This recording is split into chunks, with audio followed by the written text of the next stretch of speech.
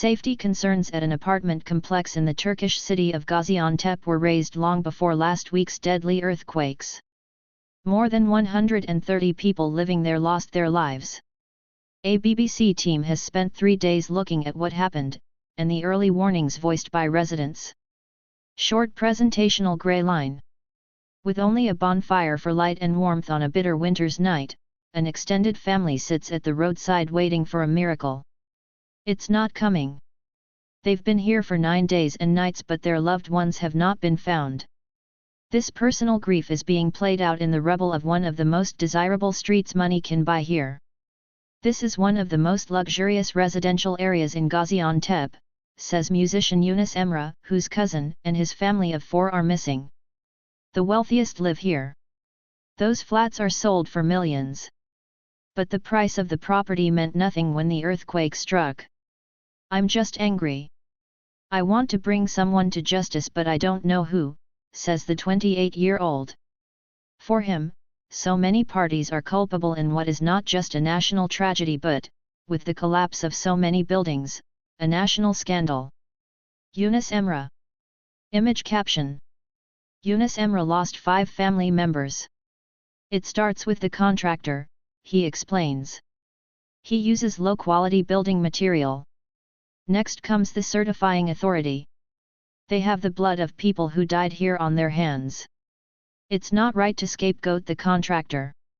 The ones who approved this building are responsible together with the government and the state. They shouldn't have signed off on this building project at all. The Ice Mehmet Palat apartment complex is 24 years old. 4 of its 6 blocks collapsed while other buildings around it stood tall. We came to this site because we had heard that a man said to be the building's contractor had been arrested. He will later tell us through his lawyer he was doing nothing wrong and should bear no responsibility. But what exactly happened here on February 6, and could it have been prevented? Before the earthquakes, and after, images of the apartment complex. As we returned to the complex the next morning, emergency services reveal to us a shocking figure: 136 people are known to have died here as they slept. At a petrol station next door, we ask if they have any CCTV footage of when the earthquakes struck. We are given videos from 4 separate cameras which show the horror unfolding.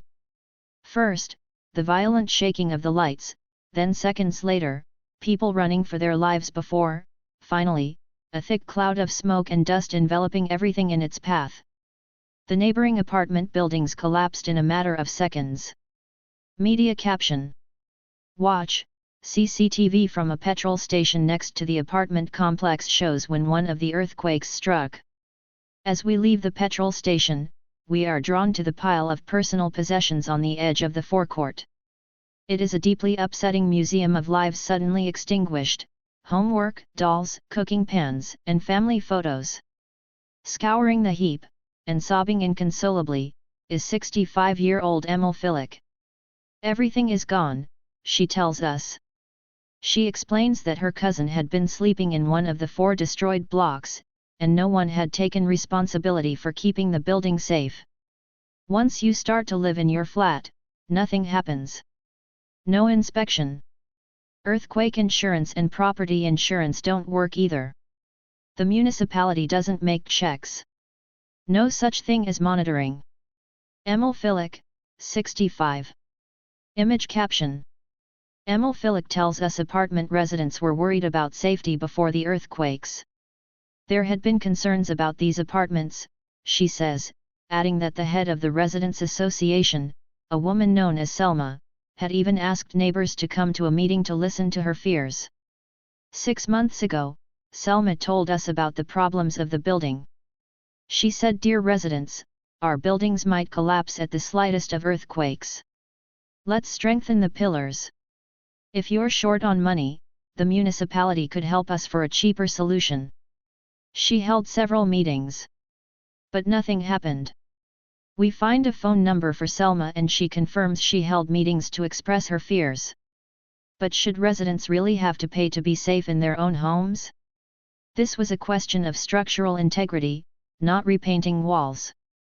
The head of the organization representing architects in Turkey, Eyüp Muku, tells us the ultimate responsibility for making sure buildings are safe rests with the Turkish government.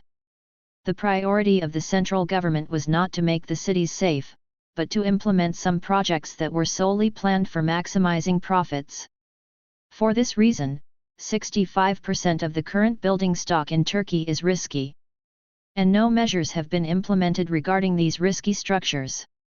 With 2 residents having told us there had been potential problems within the blocks, we start trying to find out if those responsible for the building knew about it and whether they did anything. When we had first arrived at the block the previous night, a boy had come up to us briefly to say his dad had pulled 7 people from the rubble with his bare hands. It sounded a remarkable story, given the scale of the destruction we could see, but we didn't discount it. And sure enough, when we hear others talking about the bravery of a man called Bahadanasan, we decide to track him down.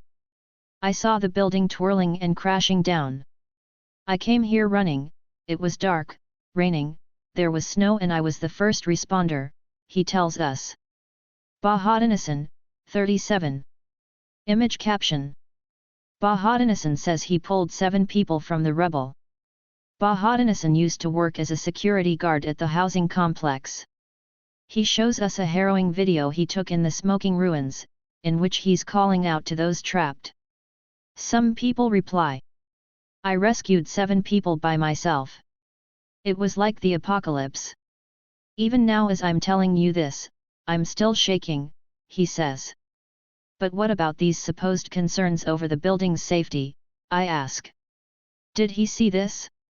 In the car park, I witnessed the defects with my own eyes. When I touched the concrete columns it would crumble to dust in my hands, as though it wasn't concrete at all. Iron was rusting in the columns, the rainfall was damaging and corroded the iron. When I ask Bahadanasan if he ever reported this, he insists it was obvious to the management as well as the residents. I used to tell a friend that if they were to give me a flat here I wouldn't take it.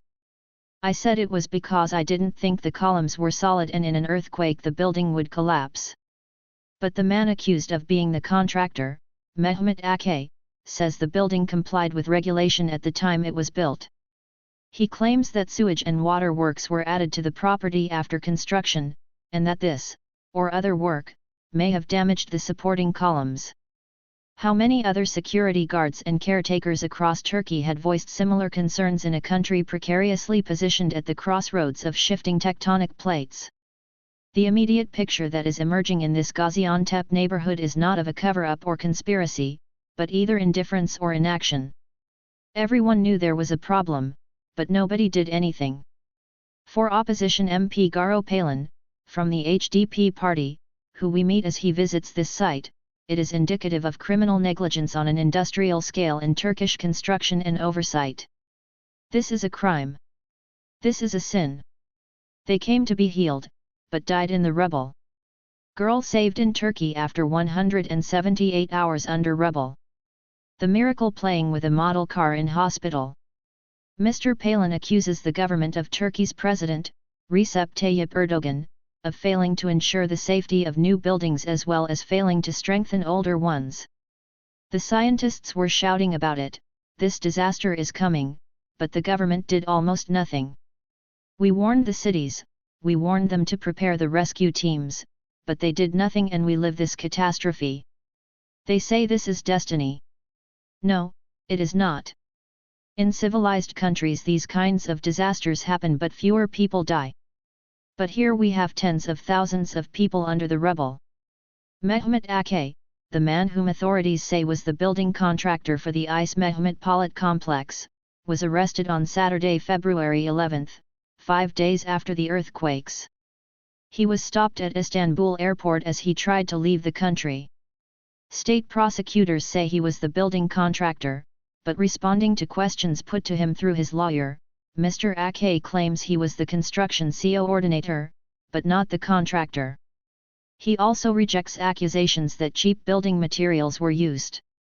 Mehmet Akay, pictured on the left, image source, Istanbul Police. Image caption. Mehmet Akay, L., was detained by police in Istanbul. In Gaziantep, we asked the local authority, Sait Kamal Municipality, for a response. Spokesman Ahmet Aydinsert says no complaints were received about the complex buildings, and therefore no inspections were made. We went through the records and found no irregularities. President Erdogan has conceded that the emergency response to the disaster was slow in places, but has urged his people not to listen to those whom he accuses of politicizing a tragedy. His government denies negligence and claims that more than 98% of buildings that collapsed were older, like the ICE Mehmet Polat complex, and built before the ruling party took office. There are plenty who would say every country has a moral, if not legal, duty to protect its citizens, no matter the age of their property. And when Turks go to the polls in the summer, they will decide for themselves who can best ensure their families are safe in their own homes. Additional reporting by Naomi Sherbelbal, Duiralu, Delay Yeltsin and Jake Horton.